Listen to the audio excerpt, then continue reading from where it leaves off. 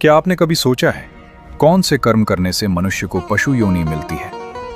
किस पाप के कारण अगला जन्म कुत्ते का होता है? कौन से कर्म इंसान को सांप बनाते हैं? और वो कौन सा अधर्म है जो आत्मा को कीड़े मकोड़े की योनि तक पहुंचा देता है? ये गहन ज्ञान स्वयं श्री कृष्ण ने गरुड़ देव को दिया था। तो आइए इस दिव्य कथा के माध्यम से कर्मों का ये गहरा रहस्य विस्तार से समझते हैं, ताकि हम जान सकें क्या करना है और क्या नहीं। गरुड़ देव एक दिन द्वारका में श्री कृष्ण के पास आए। उनके मुख पर गहरी जिज्ञासा थी और मन में एक प्रश्न जो उन्हें भीतर से व्याकुल कर रहा था। प्रणाम कर वे बोले, प्रभु, मैंने देखा है कि मृत्यु के बाद कुछ जीव मनुष्य योनि में नहीं लौटते। कोई कुत्ता बन जाता है, कोई सांप, कोई कीड़े मकोड़े की योनि में चला जाता है। ये देखकर मेरा हृदय विचलित हो उठता है।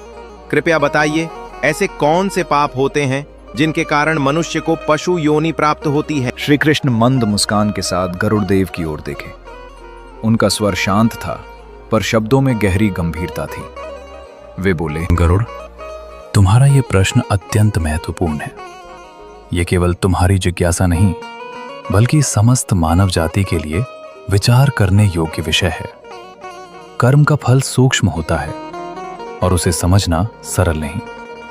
थोड़ा ठहर कर श्री कृष्ण ने आगे कहा, इसका उत्तर मैं तुम्हें सीधे नहीं, बल्कि एक कथा के माध्यम से दूंगा।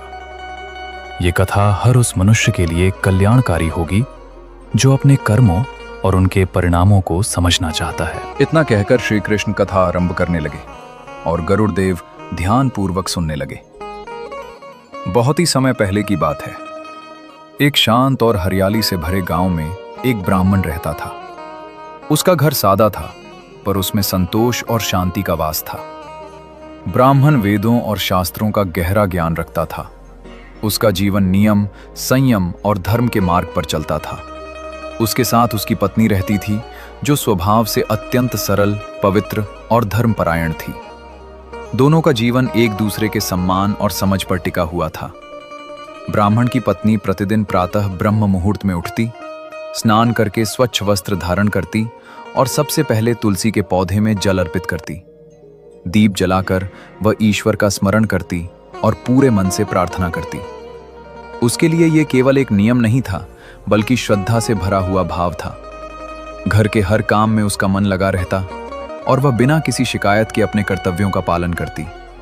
उनके घर में धन, अन्न और सम्मान की कोई कमी नहीं थी।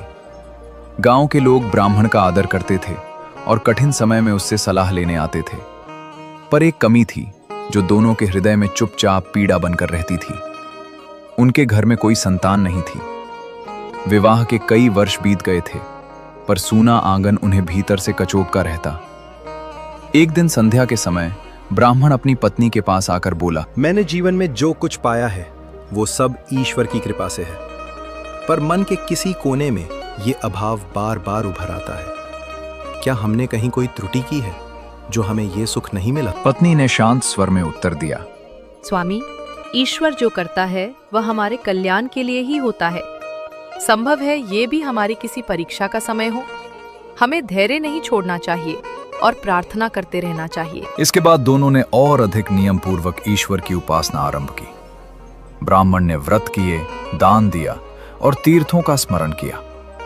वो प्रतिदिन ईश्वर से केवल एक ही वरदान मांगता, संतान का नहीं, बल्कि सद्बुद्धि और सही मार्ग पर चलने की शक्ति का। पर मन के भीतर एक कोमल इच्छा भी छिपी रहती। समय बीतता गया। विवाह के 7 वर्ष पूरे हो गया। एक दिन ब्राह्मण की पत्नी ने एक अद्भुत स्वप्न देखा। उसने देखा कि एक दिव्य प्रकाश उसके घर में प्रवेश कर रहा है। वो घबरा कर उठी, पर उसके मन में एक अजीब सी शांति थी।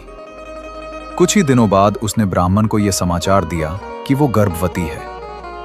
ब्राह्मण की आंखों में उस दिन आंसू थे, पर वे आंसू दुख के नहीं, कृतज्ञता के थे। वो बोला, लगता है ईश्वर ने हमारी प्रार्थना सुन ली। अब हमारा कर्तव्य और भी बढ़ गया है। हमें इस आत्मा को सही संस्कार देने होंगे। समय आने पर उनके घर एक पुत्र का जन्म हुआ। पूरा घर आनंद से भर गया। वर्षों से सूना पड़ा आंगन बालक की किलकारियों से गूंज उठा। ब्राह्मण और उसकी पत्नी उस बालक को देखकर थकान और पीड़ा सब भूल गए। उनके लिए वो बालक केवल संतान नहीं, ईश्वर का प्रसाद था। ब्राह्मण बालक को गोद में लेकर अक्सर कहता, मैं चाहता हूं कि मेरा पुत्र बड़ा होकर वेदों और शास्त्रों का ज्ञाता बने और धर्म के मार्ग पर चले, जैसे हमारे पूर्वज चले हैं। यदि उसके हृदय में करुणा और सत्य होगा तो ज्ञान अपने आप उसके पास आएगा। हमें उसे प्रेम और सही उदाहरण देना होगा। ब्राह्मण स्वभाव से अत्यंत दयालु था। प्रतिदिन प्रातः वो एक गाय को रोटी खिलाए बिना भोजन नहीं करता था। उसे लगता था कि ये उसका धर्म है।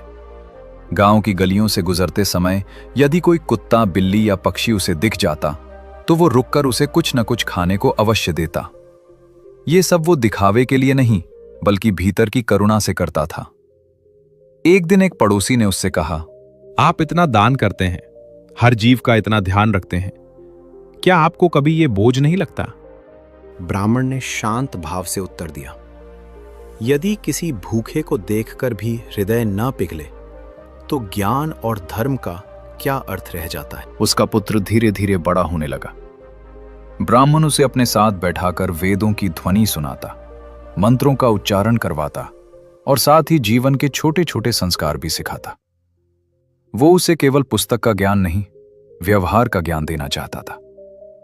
बालक भी पिता की बातों को ध्यान से सुनता और उनके कार्यों को देखता। एक दिन बालक ने पिता से पूछा, पिताजी, आप हर जीव को भोजन क्यों देते हैं? वे तो बोल भी नहीं सकते। ब्राह्मण ने उसके सिर पर हाथ रखते हुए कहा, बेटा, वे बोल नहीं सकते, पर पीड़ा तो महसूस करते हैं। जो दूसरों की पीड़ा समझता है वही सच्चा मनुष्य होता है। समय अपनी गति से आगे बढ़ता रहा।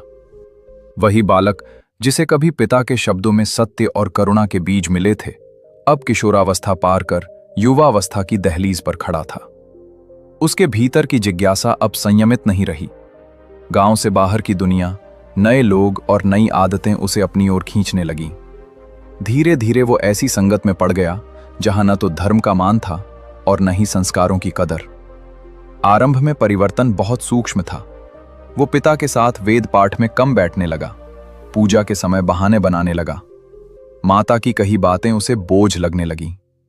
ब्राह्मण ये सब देख रहा था, पर उसने धैर्य नहीं छोड़ा। उसे विश्वास था कि पुत्र अपने मार्ग से भटक तो रहा है, पर लौट आएगा। एक दिन ब्राह्मण ने शांत स्वर में पुत्र से कहा, बेटा, मैं देख रहा हूं कि अब तुम्हारा मन न अध्ययन में लगता है न साधना में। बताओ, क्या तुम्हें कोई कष्ट है या हमसे कोई भूल हो गई है? पुत्र ने उपेक्षा से उत्तर दिया, पिताजी, आप हर बात को धर्म और नियम से क्यों जोड़ते हैं? आज की दुनिया अलग है। हर समय ग्रंथों में डूबे रहना जीवन नहीं होता। मुझे अपने तरीके से जीना है। माता ये सुनकर व्यथित हो उठी। चिंता के साथ बोली, बेटा, अपने तरीके से जीना गलत नहीं है, पर सही और गलत का भेद जानना भी आवश्यक है। हम तुम्हें रोक नहीं रहे, बस तुम्हें गिरने से बचाना चाहते हैं। पर पुत्र के कानों पर जैसे जूं तक नहीं रेंगती थी। अब वो देर रात तक घर से बाहर रहने लगा। उसके नए मित्र उसे गांव के बाहर ले जाते, जहां नशा और मांस का सेवन आम बात थी। वही पुत्र जो कभी गाय और पक्षियों को प्रेम से देखता था, अब उन बातों को हंसी में उड़ा देता। एक रात वो नशे में झूमता हुआ घर लौटा। उसके वस्त्र अस्त व्यस्त थे और आंखों में मदिरा की लाली साफ दिख रही थी। ब्राह्मण ने यह दृश्य देखा तो उसका हृदय कांप उठा।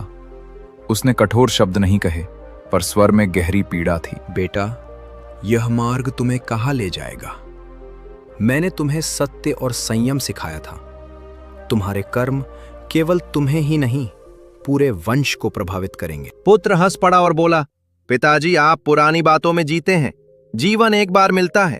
अगर अपने मन से न जिया तो ऐसे जीवन का क्या अर्थ? उसकी बातों ने माता पिता के हृदय को जैसे चीर दिया। फिर भी वे मौन रहे। उन्हें लगा कि क्रोध से नहीं, प्रेम से बात बन सकती है। पर समय के साथ पुत्र का व्यवहार और कठोर होता गया। वो अब माता पिता की बातों का खुलकर अपमान करने लगा। जब भी उसे समझाया जाता, वो ताने देता और घर से बाहर निकल जाता। एक दिन उसके मित्रों के बीच बातचीत हो रही थी। एक मित्र ने संकोच से कहा, तुम्हारे पिता तो गांव में पवित्रता और धर्म के प्रतीक माने जाते हैं।